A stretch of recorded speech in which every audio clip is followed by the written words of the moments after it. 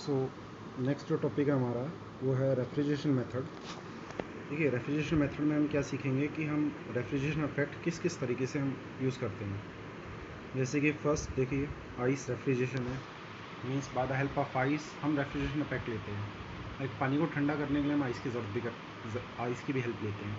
Next आपका dry ice, जैसे कि आपका जो आइसक्रीम जो आप खरीदते हो वहाँ जो हम रेफ्रिजरेशन यूज़ करते हैं उसमें हमारा सॉलिड कार्बन डाइऑक्साइड हम यूज़ करते हैं, वो आपकी एक तरीके की ड्राई आइस है। उसके बाद air expansion, एवोपरेटिव expansion, vapour compression, vapour absorption, ये सारे हम आगे जो चैप्टर्स हैं उनमें पढ़ेंगे। बट आपको पता होना चाहिए कि आपके हम रेफ्रिजरेशन मेथड हमारे कौन कौन से हैं। एक बेसिक मेथड आपका जो रेफ्रिजरेशन का होता है ना कूलिंग इफेक्ट के लिए, उस मेथड का नाम है एवोपोरेशन। जैसे कि आपको इसमें फोर्थ पॉइंट जो आपको दिखाई दे रहा है एवोपोरेटिव।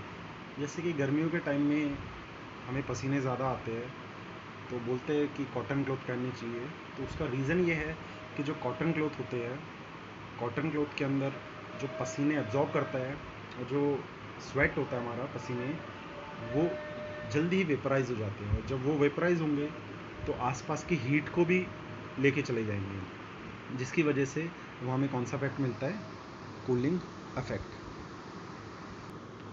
देखिए, कूलिंग इफेक्ट हमें मिलता कैसे है, हम यहाँ देखते हैं। मान लेते हैं हमारा कोई ऑब्जेक्ट है या ह्यूमन बॉडी मान लेते हैं, ठीक है। ये पसीने हैं, स्वेट है, ये स्वेट होगा क्या, थोड़ी देर बाद ये स्वेट है, ये आसपास जो हीट प्रेजेंट होगी उस हीट को लेके बाहर चला जाएगा। ये जो स्वेट है हीट को लेके बाहर चला जाएगा। ये ब्लू कलर का हमारा स्वेट है और ये जो हमने पर्पल कलर से दिखाया हुआ है ये हमारा हीट है। तो स्वेट इस हीट को लेके चला जाएगा आसपास जो हीट होगी, जिसकी वजह से होगा क्या, थोड़ी देर बाद होगा क्या कि जो आसपास हीट है वो भी चली जाएगी, हमें स्वेट भी वहाँ से चला जाएगा, जिसकी वजह से हमारा एक इफेक्ट क्रिएट होता है जिसको बोलते हैं हम कूलिंग इफेक्ट। क्योंकि ना अब स्वेट है, स्वेट वेपराइज हो गया, और जब स्वेट वेपराइज हो गया तो अपने साथ आसपास की जो हीट थी उसको भी लेके बाहर चला गया, तो हीट भी नहीं बची है, जो हमारा एक कूलिंग इफेक्ट में काम आता है, ठीक है। तो ये जो मेथड्स है, मेथड्स हम आगे चैप्टर जैसे कंप्लीट होगा हम इन मेथड को आगे कंप्लीट करेंगे। नेक्स्ट है आपका difference between refrigeration heat pump. जैसा कि हमने लास्ट क्लास में हम देख चुके हैं, हीट पंप और रेफ्रिजरेशन का टॉपिक हमने किया था, तो एक बार मैं फिर से दिखा देता हूँ कि होता क्या है।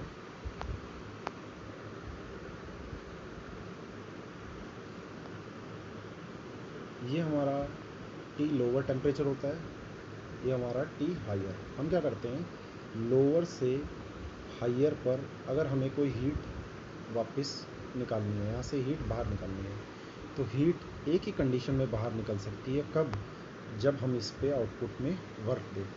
अब मान लो अगर मैं यहाँ हूँ तो मेरे लिए ये जो टेम्परेचर है ये लोअर है, ये जो लोअर टेम्परेचर है, एक तरीके से जब टेम्परेचर लो होता है तो मुझे कैसी बॉडी मिलती है, मुझे ठंडी कोल्ड बॉडी मुझे मिलेगी। तो अगर मैं यहाँ खड़ा हूँ तो मेरे लिए ये क्या चीज़ बन जाएगी, मेरे लिए ये रेफ्रिजरेटर बन जाएगा।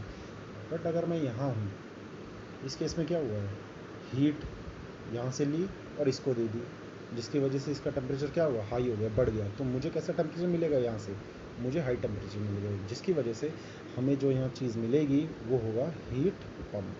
तो ध्यान रखना, हीट पम्प और जो ये रेफ्रिजरेटर है दोनों सेम ही प्रिंसिपल पे वर्क करते हैं, बट डिफरेंस अगर हम करें तो डिफरेंस ये हमें आउटपुट में क्या चाहिए। अगर मुझे आउटपुट में ठंडा चाहिए तो मैं यहाँ रहता हूँ, और आउटपुट में मुझे हीट चाहिए तो मैं इस पॉइंट पे खड़ा रहूँगा।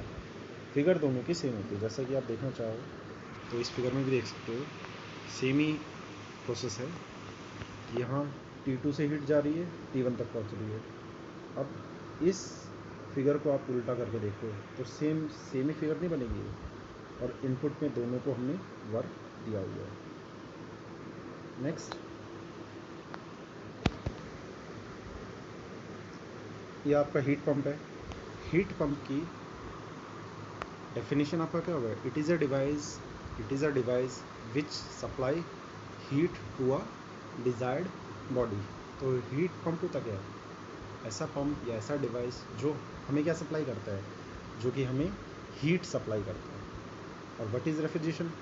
It is a device which supply या which provide us cooling effect. किसी भी चीज़ को ठंडा करना हो, हम किसकी मदद लेते हैं? रेफ्रिजरेटर की। तो हमें कूलिंग इफेक्ट देता है वो रेफ्रिजरेटर है, और जो हीटिंग इफेक्ट देता है वो हीट पंप है। इसका कोएफिशिएंट ऑफ परफॉर्मेंस, जैसा कि हमने लास्ट क्लास में बात किया था, तो कोएफिशिएंट ऑफ परफॉर्मेंस इसका होता क्या है? तो ये कोएफिशिएंट ऑफ परफॉर्मेंस आप लिख सकते हैं COP ऑफ हीट पंप। हमने लास्ट में जो लिखा था, हमें फॉर्मूला होता है COP का, डिज़ायर्ड इफेक्ट अपॉन में वर्क इनपुट। आपको याद होगा हीट पंप में डिज़ायर्ड इफेक्ट, डिज़ायर्ड मतलब जो हमें ज़रूरत है वो कौन सा इफेक्ट होता है? Heating effect. तो यहाँ कौन सा टेम्परेचर होगा ऊपर? Q हाई, और वर्क इनपुट किसके इक्वल था? QH माइनस में QL, Q लोअर। नेक्स्ट, हमारा जो हीट होता है Q, वो किसकी वजह से होता है? टेम्परेचर की वजह से। तो सेम फॉर्मूले को मैं TH अपॉन में TH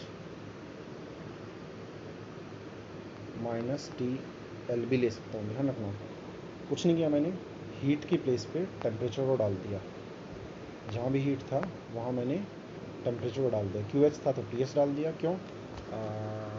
heat is the function of temperature. Okay, ये हीट पंप का कोएफिशिएंट ऑफ परफॉर्मेंस है। नेक्स्ट, अगर मैं कोएफिशिएंट ऑफ परफॉर्मेंस रेफ्रिजरेशन का करूँ, तो वही desired effect upon work input. इसका डिज़ायर्ड इफेक्ट होगा क्या हमारा? इसका डिज़ायर्ड इफेक्ट होगा Q लोअर, और work input Q higher minus Q lower. क्योंकि डिज़ायर्ड इफेक्ट Q लोअर इसलिए क्योंकि हमें रेफ्रिजरेटर में चीज़ों को ठंडा करना है। और यही अगर मैं टेम्परेचर की फॉर्म में लिखूँ, TL अपॉन में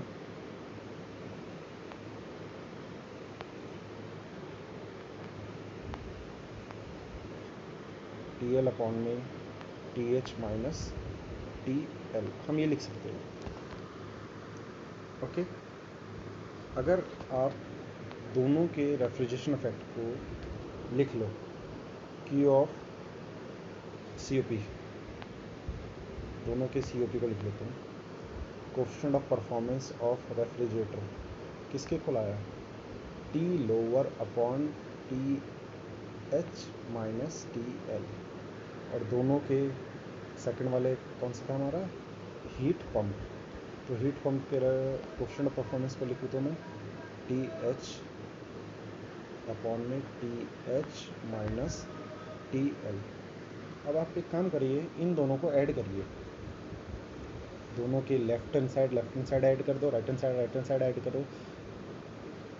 एक सेकेंड, आप ऐड करोगे तो ऊपर फॉर्मूला मिलेगा TH plus TL upon TH minus TL, but उससे कुछ ज़्यादा फ़ायदा नहीं होगा। एक काम करते हैं, हम इन दोनों को सब्ट्रैक्ट करते हैं। Coefficient of performance of refrigerator and coefficient of performance of heat, अगर हम दोनों को सब्ट्रैक्ट करें, पहले किसको लूँगा?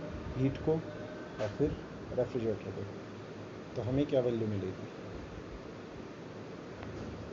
हमें यहाँ मिलेगा coefficient of performance of heat pump minus coefficient of performance of refrigerator is always equals to 1।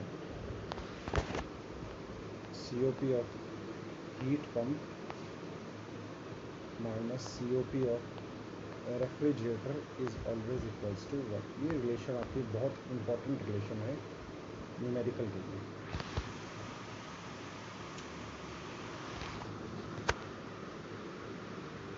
So